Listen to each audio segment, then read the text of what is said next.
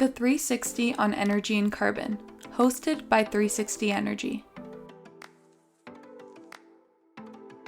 Following a successful career on the New York Mercantile Exchange, Stephen Schork transitioned to an upstairs trading operation. He quickly realized that the demise of open outcry on the commodity futures exchanges eliminated the transparency of deal flow. In response to this void, Stephen developed proprietary multivariate probabilistic models to identify statistically significant ranges at which to trade energy products and/or hedge exposure. In 2005, Stephen co-founded the Schork Group, the industry's premier provider of price range forecasting and independent fundamental, quantitative, and technical analysis. Central to the company's product suite is the Schork Volatility Bands, SVB, visual representations illustrating opportunities at which the underlying calculations signal deviations from historical norms. Professionals in the global energy arena rely upon this methodology to improve economic performance and manage risk. Stephen is a registered commodity trading advisor with the National Futures Association. Now let's get into the episode with Stephen, principal and editor at the Schork Group. Welcome back, Dave, John, and Stephen. It's good to be back. Great to be here. Back as well. All right. Most minimal overlapping as possible. That's great. So today we are joined again by principal and co-founder of the Schork Group, Stephen Schork. Welcome back, Stephen. It's great to be back, Lysandra. Thank you. So to dive into today's episode, I'm going to pass it off to Dave. Dave, you want to get right in? Yeah, thanks so much, Lysandra. And Stephen, great for you to be back again with us. We covered a lot of content, and I'm sure this is just going to be just as informative for our listeners. Listen, I'm going to throw you a little bit of a curveball because there's a question I think we need for you to answer, because I think many of our listeners may not be aware of this. But can you share with them, like, how many barrels of oil are in demand in the marketplace on a daily basis, and where do you think it's going to go in the next 5 to 10 years, before I go to the initial question I had?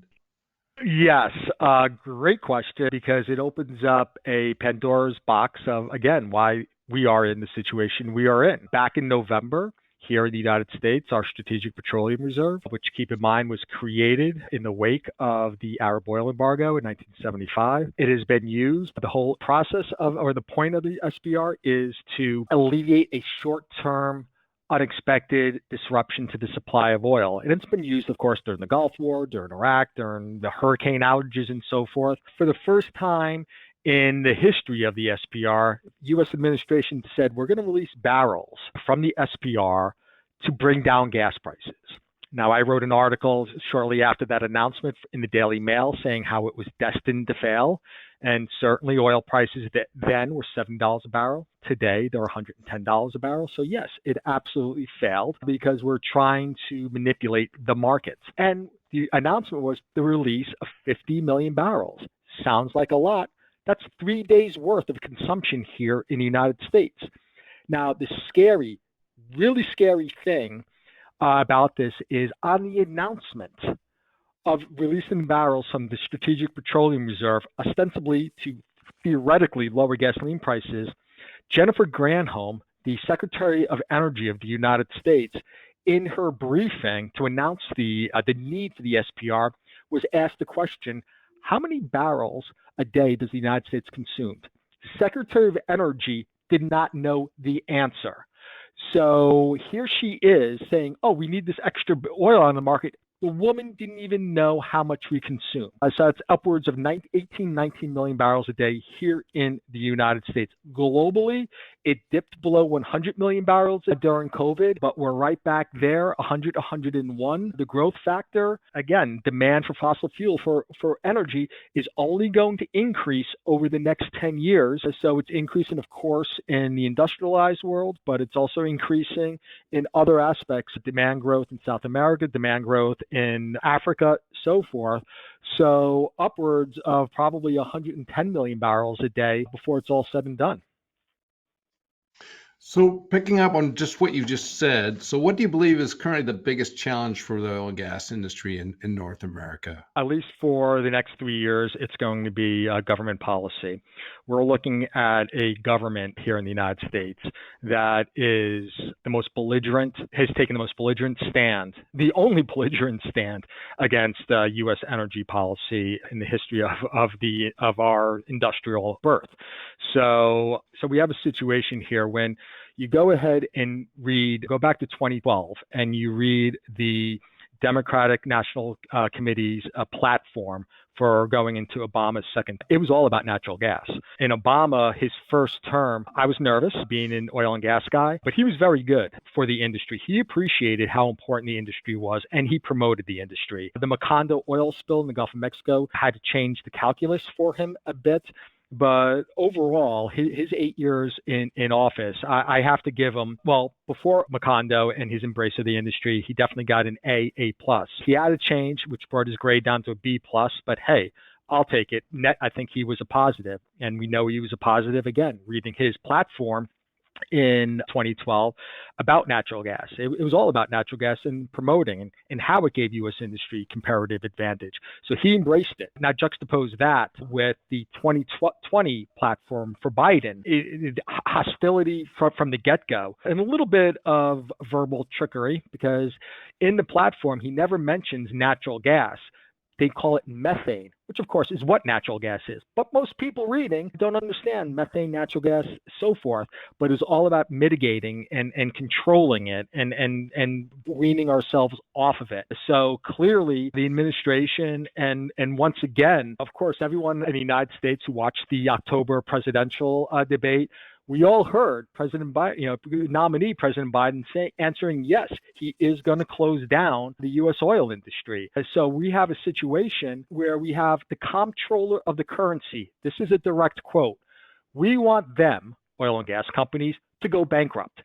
That way, we basically get rid of those carbon financiers if we starve them of their sources of capital. So this is who the industry is dealing with. And by far, this is hands down the greatest obstacle that the industry faces over the next 3 years. I'm going to switch a little bit of the degree here. We talked briefly at our last podcast about LNG and the impact of its ability to grow. But can you share with our listeners what impact LNG export capacity has to the domestic, we'll say North American gas prices? Because for our listeners, any time the price goes up in the U.S. certainly has an impact in Canada. It has such a huge impact. So what could you share with us about the impact of LNG export and how it's impacted the gas market?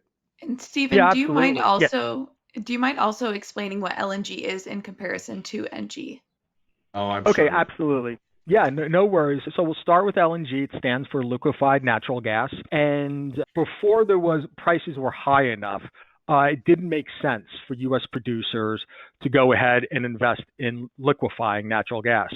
Now, natural gas, typically when it comes out of the ground, you get it from your basin, you put it in, you process it, you put it into a pipeline, and you ship it to your direct market area. So whether that's a utility burning natural gas, a factory or a mill burning natural gas, it is a direct basin to consumption market area. And the prices were never high enough. Now, again, I talk about all these laws in economics. Another important law of economics is high prices are the best cure for high prices. So what happened in the early 2000s was that a tremendous demand hit. This was an offshoot of coming out of the dot-com recession, the sudden growth of China on the global picture economically, and growth in the developing world in Africa and the Middle East. And we had a tremendous amount of demand hit the markets. Now, that was demand hitting the market, a market that underinvested through the 80s and the 90s. Why did the market underinvest? Well, oil prices averaged those 20 years below $20 a barrel.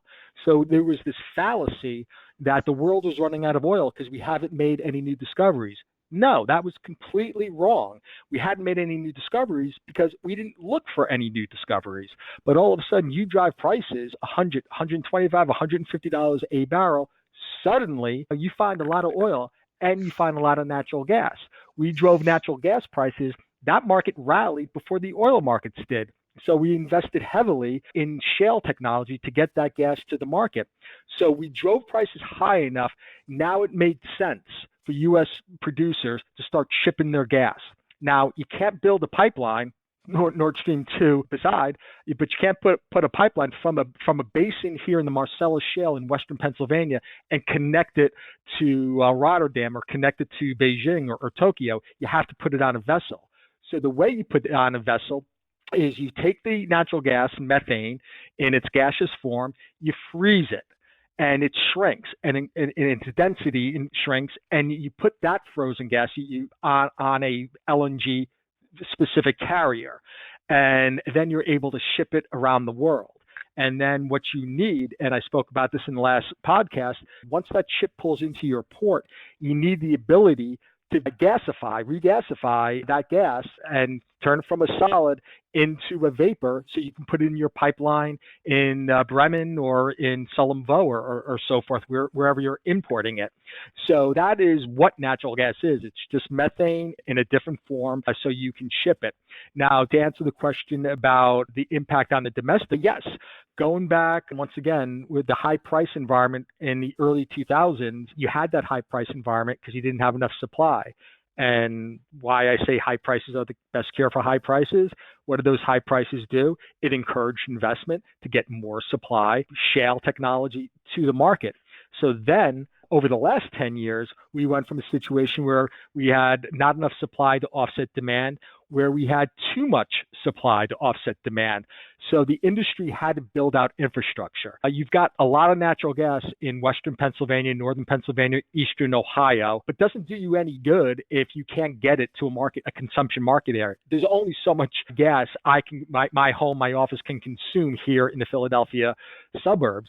So you needed to build out of infrastructure, more pipelines to get it to export markets. So we went from our first 10 years of the century, not enough supply, high prices. The second decade, too much supply, not enough demand. We're now in that balancing area where supply and demand are now meeting. So we are shipping out upwards of 13, 14 billion cubic feet a day of natural gas. So that is underpinning the natural gas market. So it certainly is adding firmness to pricing, so almost a floor. 2 years ago, natural gas prices could barely trade above $3 a decatherm, which translates into about $18, $19 crude oil. Today, the market is consistently trading over $4. Today, it's over $5, which is the equivalent of about $30 crude oil.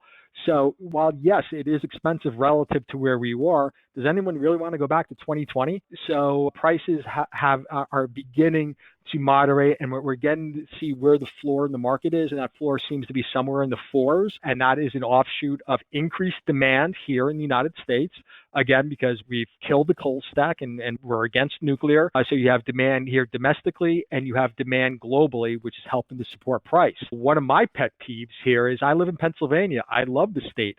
We are, with the Marcellus Shale, the epicenter of the global natural gas markets. But yet, because we've had a government that is unfriendly to the industry, on January 1 of this year, my utility bills, both for the gas to heat my home and the power to keep my lights on, those costs went up beginning on January 1st with the state-approved rate rise.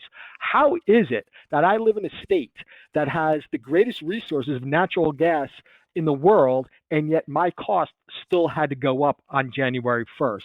Again, insane, but this is where we are. We have strong demand, both domestically, globally, driven by LNG, which is helping to support energy costs here in the U.S. So can I just pick up a little bit? So, you were talking about, just for our listeners, the reason why your price in gas went up and electricity is because gas did go up, as you described.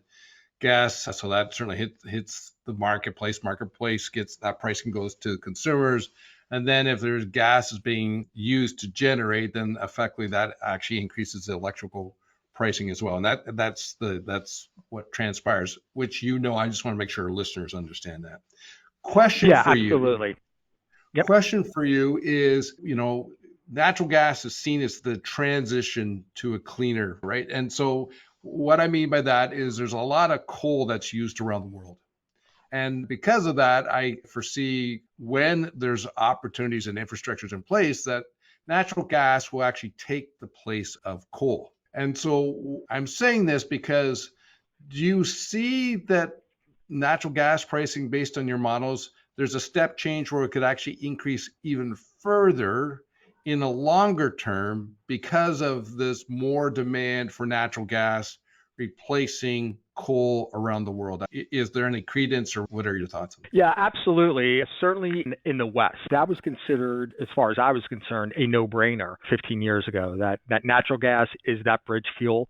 It was actually a fuel that was embraced by environmentalists because it was going to and has offset coal consumption in the West, but it wasn't until and that was great when natural gas prices were $10 a decatherm. So that was equivalent when natural gas prices were $50, $60 crude oil equivalent. But what happened is we drove natural gas prices lower, which increased demand. And all of a sudden the environmental movement said, oh, we made a mistake because at these prices, natural gas we're never going to make this transition. Natural gas is your clean, what's the saying? It's the cleanest dirty shirt in the laundry. So from a fossil fuel perspective, yes, it is a fossil fuel, but it is your cleanest fossil fuel, and it's your most reliable, your most dependent. So certainly there's been roadblocks that will continue. We had a natural gas liquids pipeline, not natural gas, but the liquids being built here in my county here in Pennsylvania, south of Philadelphia, that we are on the Delaware River, and they want a pipeline, the Mariner East pipeline, to export that oil. But every county virtually that they've had to build this pipeline through coming from western Pennsylvania into eastern Pennsylvania has been fought every step of the way by environmental groups, which just increases the costs, which once again deters investment in the industry. And this has been the game plan of the green agenda. So yes, natural gas, just like oil, demand will continue to grow, and it's growing in the West, and certainly it's going to grow in China. And China, look at this last environmental meeting over in Europe back in the fall. Putin and Xi in China, the two biggest polluters in the world, didn't even bother. Remember, this was the conference that Joe Biden slept through. But Xi and Putin didn't even bother to show up at this because they knew it didn't. It didn't matter because China is still considering, and they're coal, and they're still growing their demand for coal. So it's going to be a situation where, yes, in the West, coal is the answer, and it will certainly replace, maybe not entirely, but certainly it already has surpassed on the electric generation stack, natural gas. 20 years ago, coal was responsible for more than half of the generation power in the United States. Now it's a fraction of where it used to be, and that will continue, the natural gas offsetting. But look, the environmentalists don't want to hear it, but the best answer is nuclear. It is the cleanest. It doesn't emit any, it emits water vapor.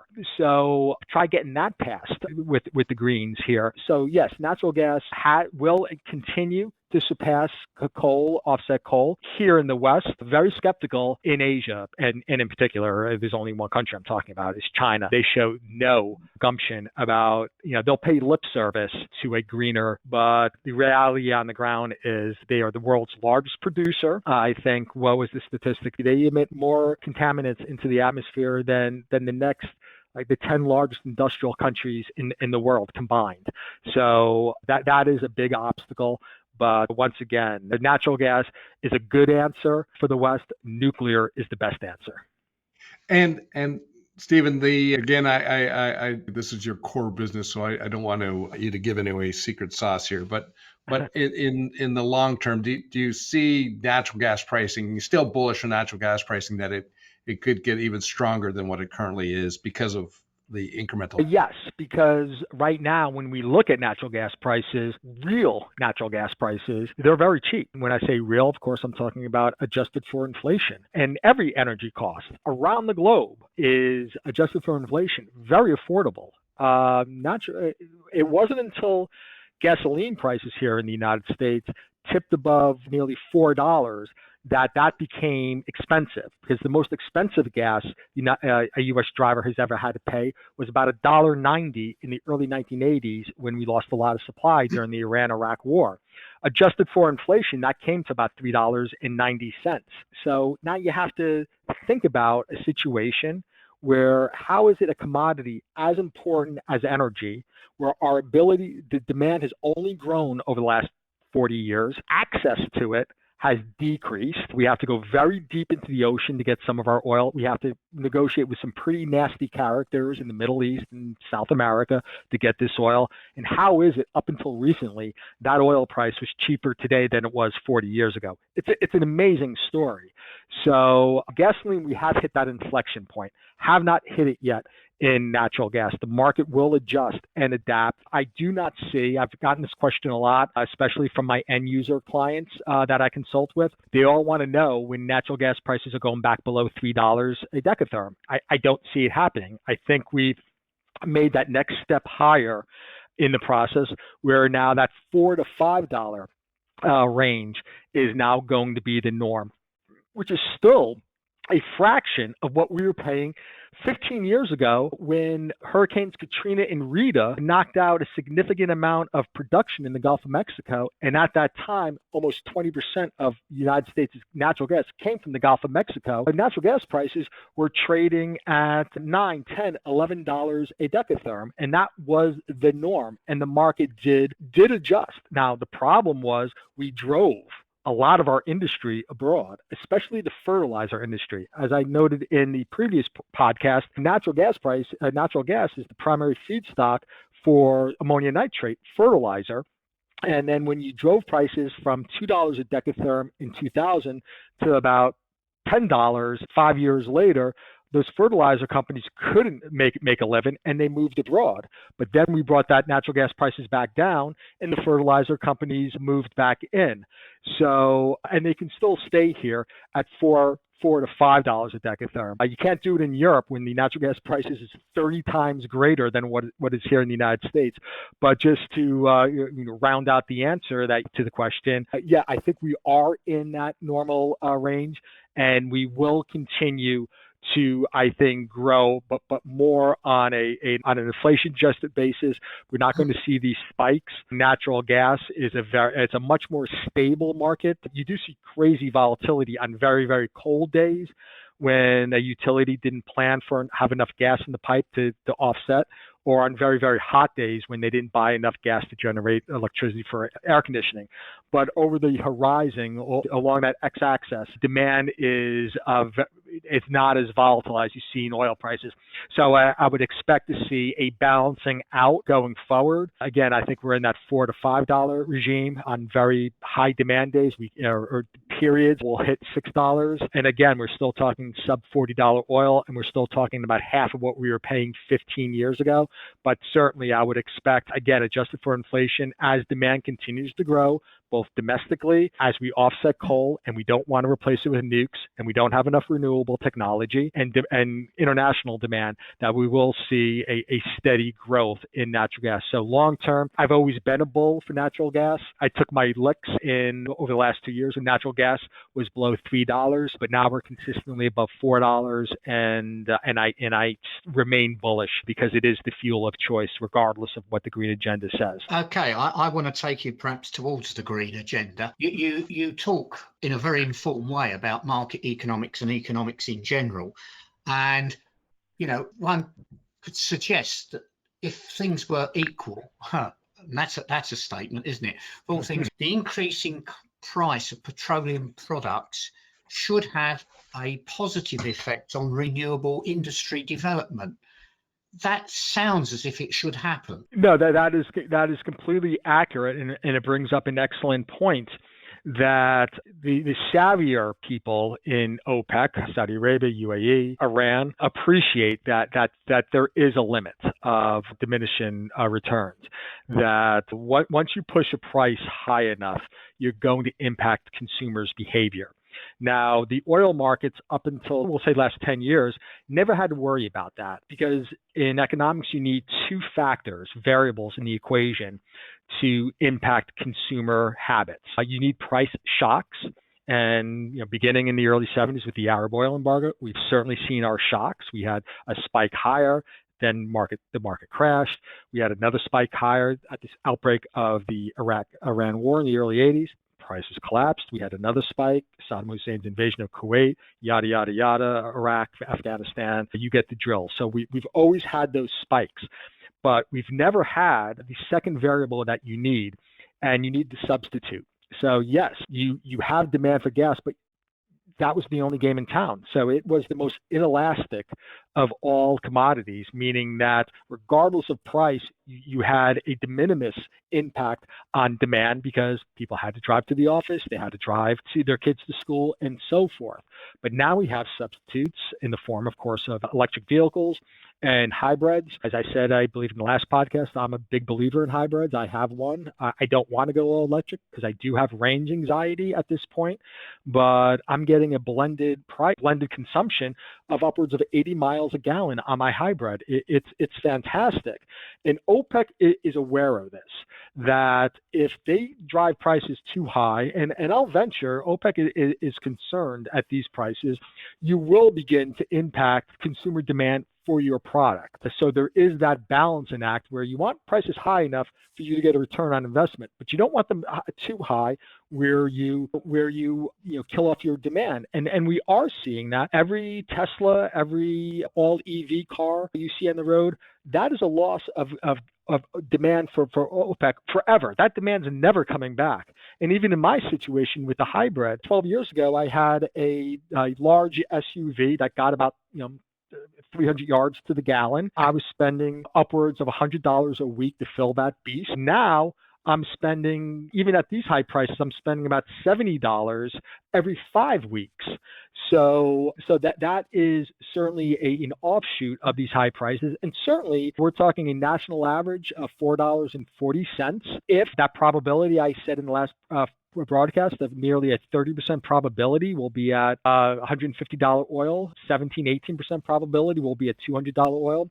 Well, that's going to translate in the United States. The national average right now is $4.40. We're already going to go about 20, 30 cents higher next month or beginning next month because the gasoline that is supplied to the market by refineries is winter grade gasoline. Next month, refineries will have to start supplying summer grade gasoline, which is more expensive to blend. So the typical differential between winter and summer gasoline is about 30 cents.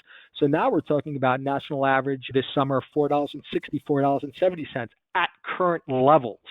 Now, if we go to 150, $200 a barrel, now we're talking about gasoline over a national average at over $5.20, which adjusted for inflation would be an all-time high. And at $5.20, you've got gasoline in California that's already $6. But look, the Californians, they do what they want. They deserve the prices they get with the obstacles they put up.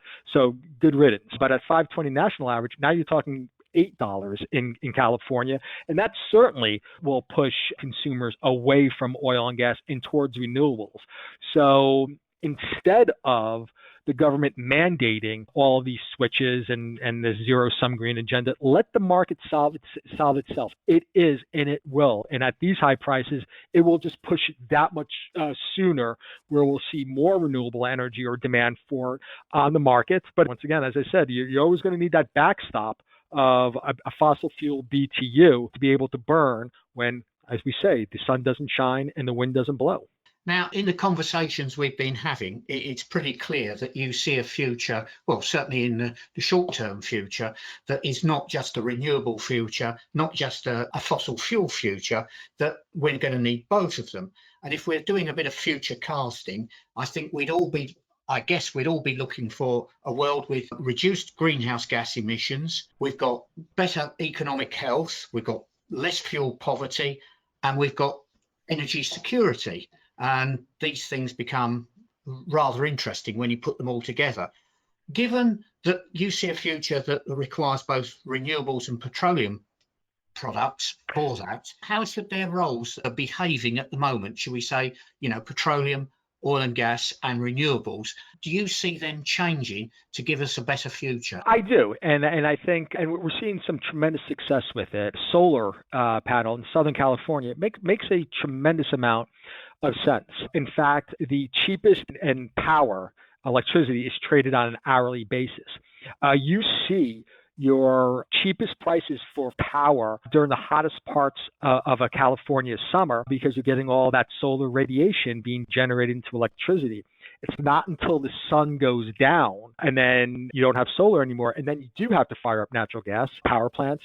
That's when power prices will go higher. So they go higher at night and in the cooler parts of the day, the hottest parts of the day. That's a tremendous success story. The winds, and that's great for Southern California. It's not necessarily great for Detroit, Chicago, Boston, but it's great for certain market areas. Phoenix, the Southwest, parts of the Southeast. Makes a lot of sense, as does West Texas. Makes a lot of sense, but we have to accept a market that's going to live side by side, both fossil fuel consumption, petroleum, natural gas, and renewables. There's a place and a need. And then let me also, my kick on nuclear, that also has to be part of the answer. So there is a place for all in the market.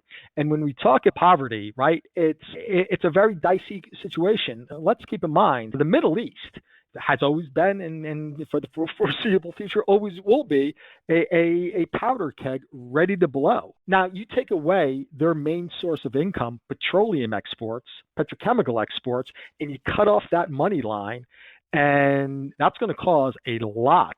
I mean, that is the fuse that will set off unbelievable geopolitical events. Same situation in Africa. I mean, Nigeria is the richest country because it is a major oil exporter. The west coast of Africa, a lot of that oil goes to Europe. A lot of it comes to the east coast of the United States. Very important for those developing countries, as is a burgeoning oil export market in East Africa. So these are areas that, yes, it's great in the West, but keep in mind, there is a double-edged sword. A lot of economies in the world, in South America as well, are reliant on a good part of their income from the export of petroleum and natural gas. And if you cut that off and you cut off that money drain, as very predictable, you're going to see a lot of strife, a lot of hunger, a lot of poverty increase over the next generation if we don't learn to live side by side with all of these avenues of energy to the markets. Thank you. That's interesting view. Stephen, for this episode, I was just wondering, what is your biggest takeaway for our listeners from this episode? We talked about quite a few different things, from natural gas prices to how the impact of renewables will incorporate in our new world. Absolutely. Look and don't be afraid to invest in the fossil fuel industry right now, because it is an industry that is going to continue to grow. There's a continued need for it, and be aware of that, and don't shun it. Also embrace, as we said in the last podcast, also embrace renewables. Again, I'm an oil and gas guy. I drive a hybrid. I love it. So that is certainly part of the answer. There's no one panacea out there. We want to think there is. Accept it. It's not there yet, not there in the foreseeable future. So let's learn to live side by side. Everyone has cheap energy. Right now, let's return to an area where we had it and we threw it away. It can be regained, and let's press industry, let's press government to embrace both avenues and stop this zero-sum game where it's all or nothing. Excellent takeaway. John, any final comments?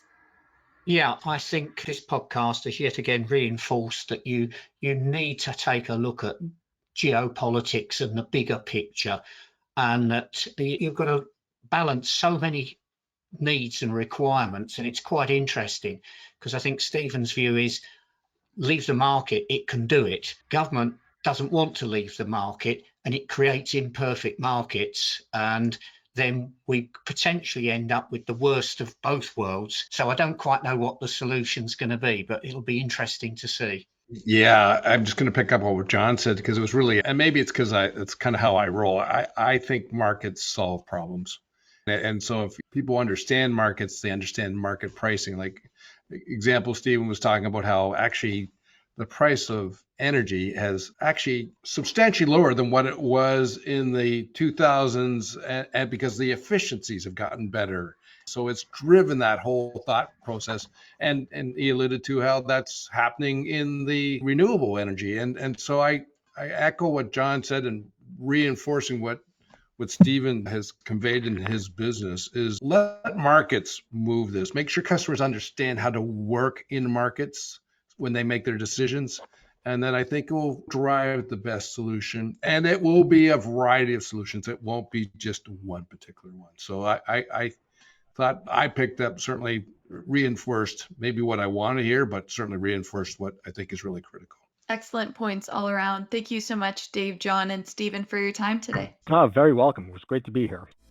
That's all for today's episode of the 360 on Energy and Carbon podcast. Thanks for listening. Make sure to check us out on our website at 360energy.net and follow us on LinkedIn at 360energy Inc. Tune in to our podcast on Apple Music, Spotify, Anchor, or other listening platforms by searching the 360 on Energy and Carbon. You can watch the video recording and subscribe on YouTube at 360energy Inc. Email us your feedback at podcast@360energy.net or comment on our LinkedIn posts. See you next week.